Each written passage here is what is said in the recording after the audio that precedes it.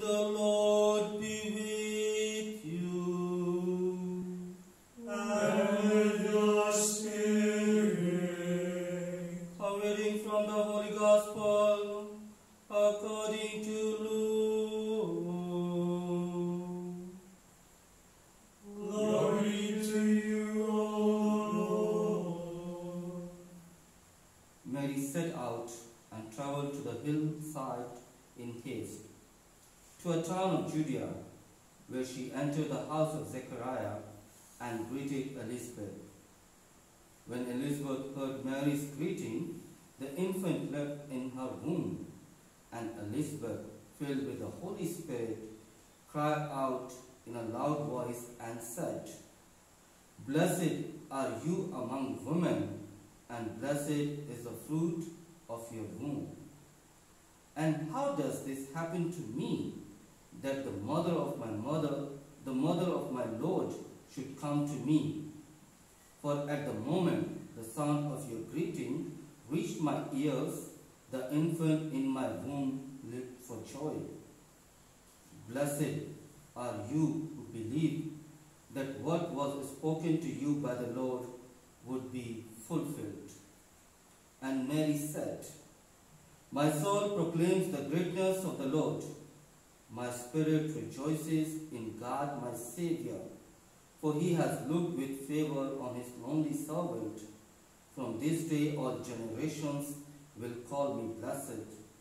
The Almighty has done great things for me, and holy is his name. He has mercy on those who fear him in every generation. He has shown the strength of his arm, and has scattered the proud in their conceit.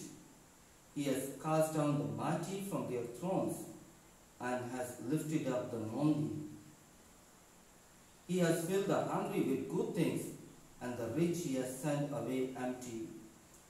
He has come to the help of his servant Israel, for he has remembered his promise of mercy, the promise he made to our fathers, to Abraham and his children forever." Mary remained with her about 3 months and then returned to her home. The Gospel of the Lord. Praise to you, Lord Jesus Christ. Dear sisters and brothers in Christ, it was the year when a local debate turned into the council, and theologians from all over the world came in Ephesus. And on June 22, a first session took place and ended without any result. After that, second, third, fourth, fifth, and the sixth session also took place without any result. On 31st July, a fine morning, the council father, after having 6 sessions, decided to visit the tomb of Mary and bring her remaining part of the body in the council for veneration.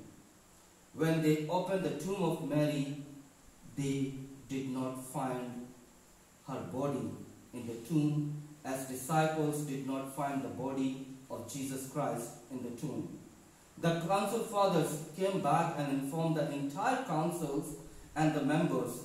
While the council fathers were praising as well as theologians debate, the community of believers outside the council church proclaiming and expressing their faith.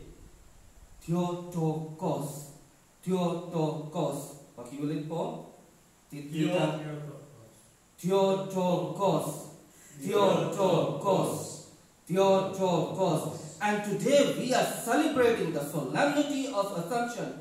It is not the Assumption, because during the Assumption, Jesus Christ with his own power went into the heaven, whereas in the Assumption, Jesus Christ took her mother, the Blessed Virgin Mary, into heaven. Mary did not went into heaven through her own power, but her only Son and our Redeemer, took her into the heaven, which reveals the power of Jesus. I always emphasize in the biblical Mariology classes and lectures three things. First, Marian feasts are not about Mary, but it shows the power of Jesus. Second, Marian feasts are celebrated to highlight the participation of the chosen people in the economy of the salvation. Third and the last, Marian feasts are the prototype of the heavenly realities in which all the believers will participate one day. In the gospel passage we saw Mary, after receiving the Holy Spirit, went to see Elizabeth. Her visit brought joy in the house of Zechariah, and Mary stayed with them for 3 months. The simple reading of the gospel passage will not show what is going on in the passage. Therefore, the gospel passage needs to be studied in the light of the Old Testament. In the Old Testament, we read, God told Moses to build the Ark of the Covenant so that he can talk with the Israelites. After building the Ark of the Covenant, the Spirit of God overshadowed on it. By the way, it is called Shekinah. And the Ark of the Covenant became the visible sign of God's presence. In the Old Testament, what we see, that when the angel Gabriel told Mary she will conceive the Son of the Most High, and Mary confessed that she is virgin, the angel of the Lord told her in reply, the Spirit of God will overshadow on you, Shekinah, and Mary became the visible sign of God's presence. In the Old Testament we read, the king of Israel, he was a prophet also, was dancing before the Ark of the Covenant. In the New Testament, we see the fulfillment. The prophet of Israel, John the Baptist, danced in the womb of her mother when he heard the greetings from the new Ark of the Covenant. In the Old Testament, we read, the Ark of the Covenant was in the house of Obed for 3 months, and Obed's family received blessings. And in the New Testament, we see the fulfillment. Mary, the new Ark of the Covenant, stayed in the house of Zechariah for 3 months, and Zechariah's family received the blessing of a son, John the Baptist. In fact, the solemnity of the Assumption is the solemnity of each believer, because the believers are invited to become like Mary, that is, the new Ark of the Covenant. As St. John Hughes said, the mysteries of all the mystery and work of all the work is forming Jesus in us.